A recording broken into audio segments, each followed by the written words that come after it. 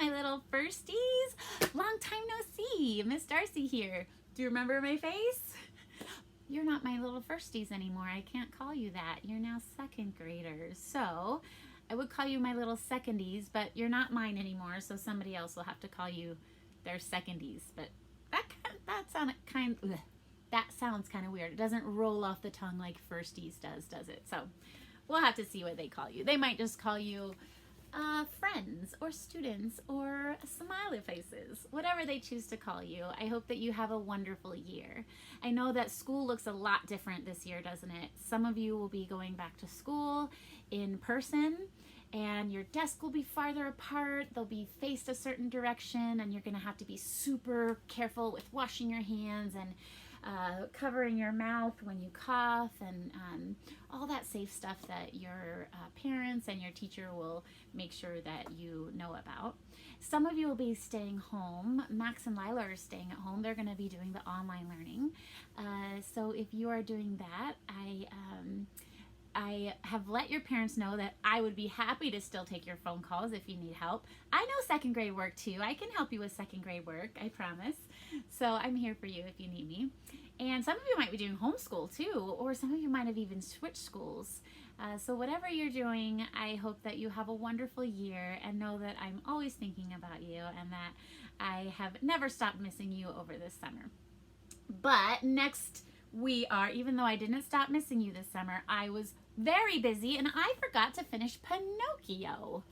Miss Darcy, why are you reading Pinocchio 3 or 4 months later after your last reading of Pinocchio? Well, it's because there's 2 chapters left and you never found out whatever happened to poor Pinocchio's father. So I need to finish this. So I apologize for never finishing it. But it was kind of a weird, crazy end of the year there, wasn't it? And Miss Darcy let it slip, so I apologize for that. Please forgive me for my mistake. I will try not to make the same mistake again. I guess I won't make that mistake again because I'm reading it now, but I'll try not to make other ones again. Okay, I've missed you guys. Are you ready to hear the next chapter of Pinocchio? Now remember, in the last chapter, Pinocchio was swallowed by that shark. He's in the shark's tummy, right? And he met a little fish who's kind of scared and nervous, and they saw a light, kind of like a light at the end of the tunnel. And Pinocchio's going to check out what that light is. Who do you think the light is? Or not who, what? Or who? That's right, it's Pinocchio's father! The name of this chapter, chapter 17, is Pinocchio Finds His Father. Pinocchio walked for what felt like miles to get to the source of the light. Finally, he found it, and can you guess what it was? A candle stuck in a glass bottle sitting on a table. At the table sat not a fish, but a little old man munching on something. Pinocchio squinted and looked closer. Wait, could it be? He wanted to laugh, he wanted to cry, he wanted to say 1,001 things, but all he could do was stand still, stuttering and stammering brokenly. He was so shocked, he just stood there like, Look at that picture.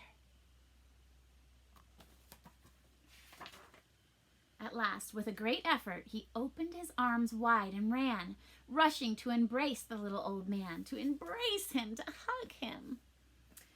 Father, I found you at last! The old man rubbed his eyes. Could it possibly be? He stammered and blinked. Are you really my dear little Pinocchio? Pinocchio assured him that indeed he was. Sitting on his father's lap, he then proceeded to tell him, in an excited rush, everything that had happened to him since they had parted ways. What are some things that had happened to him along the way? He met those naughty, a fox and a cat who pretended to be blind, and what was it? The other one couldn't walk very well or something like that. It's been so long I can't remember either, but I know that they stole his gold, and he turned into a donkey, didn't he? And he was sold at the circus, and oh my goodness, so many things happened to him. What other things happened that I didn't mention? Pause me and tell somebody what else happened to this Pinocchio over the course of this book, which we started in January, didn't we? And we're just now finally finishing it. Let's see. I saw you when you swam out to reach me, Geppetto exclaimed. But I couldn't get to the boat. I couldn't get the boat back to the shore. The waves were so rough, and then this terrible shark came and swallowed me. And you have been here in the shark's stomach for these past 2 years? Pinocchio asked, amazed. How have you survived? Geppetto explained that the shark had also swallowed a large sunken ship, free of sailors, but loaded with meat, canned goods, crackers, raisins, cheese, coffee, sugar, candles, and matches. If the shark swallowed all that stuff that was on a big boat, this must be a big shark. Unfortunately, Geppetto said, I am down to my final crumbs and my very last candle. And then? And then, my son, we shall find ourselves sitting in darkness. Then there is no time to lose, Pinocchio cried. We must try to escape. Pinocchio suggested that they run out of the shark's mouth and dive into the sea.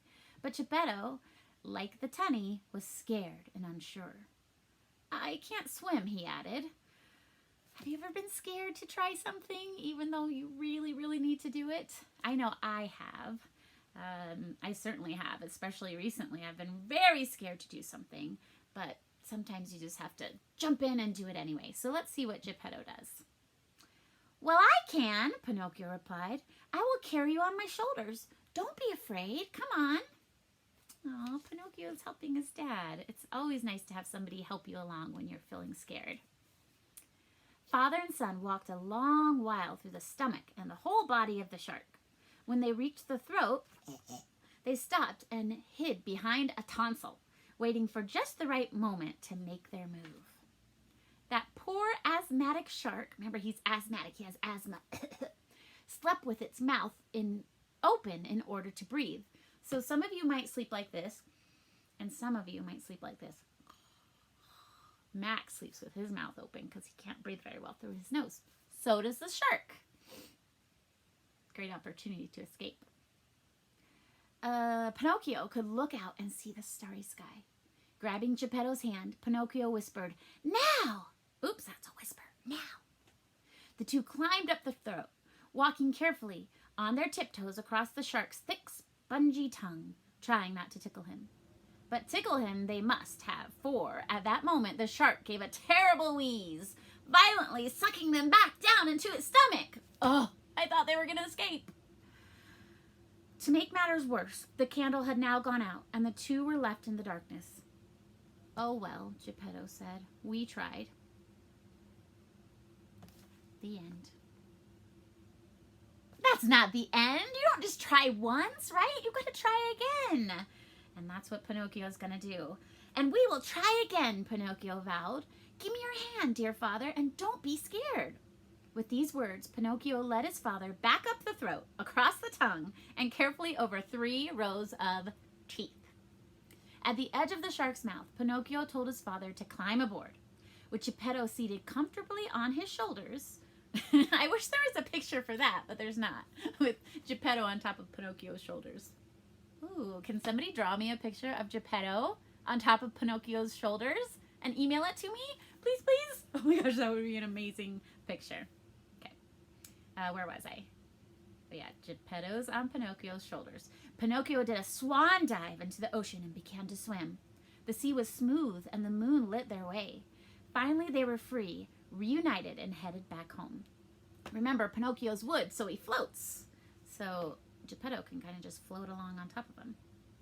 Everything seemed fine until Pinocchio noticed that his father was shivering violently in the cold. Hang in there, Pinocchio said. We're almost at the shore. Geppetto weakly lifted his head.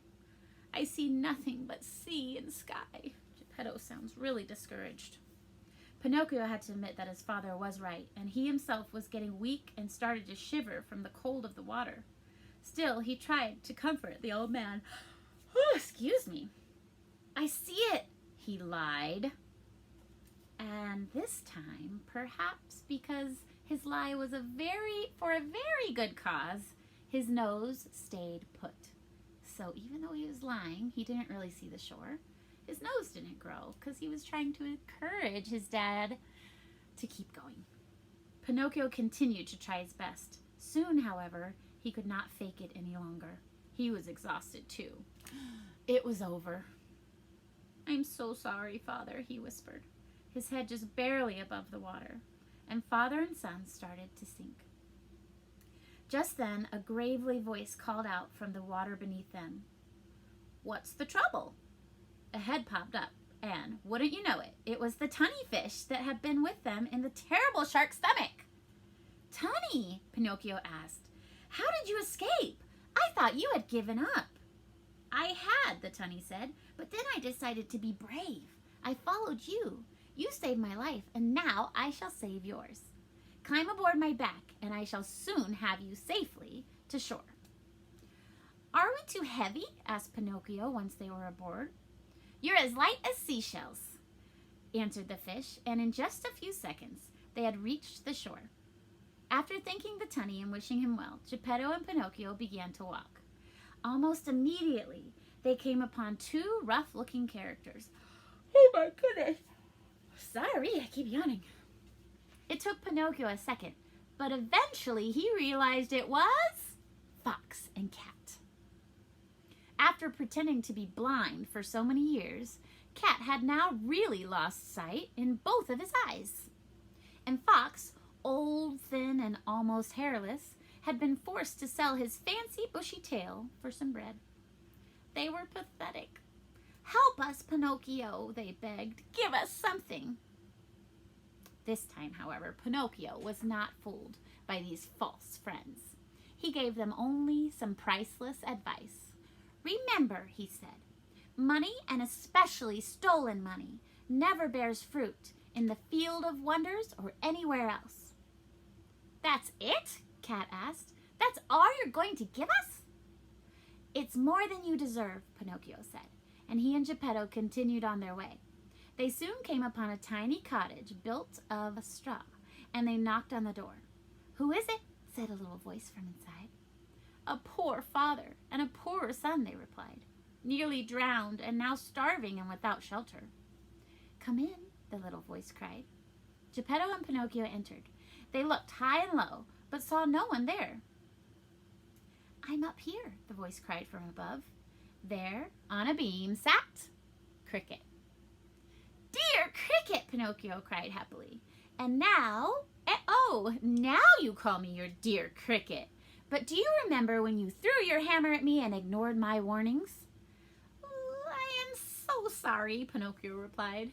"You're right. You have always been right. I don't deserve forgiveness. But help my poor father, won't you?" Cricket smiled. "I will help you both," he said. "I only wanted to remind you that in this world, we must treat each other the way we wish to be treated." What rule is that called? When we treat others the way we would want to be treated? I know you all know this. It's the golden rule.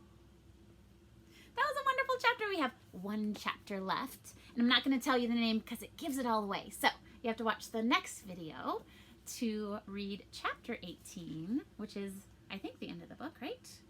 Yes, the end of the book. See you in a minute.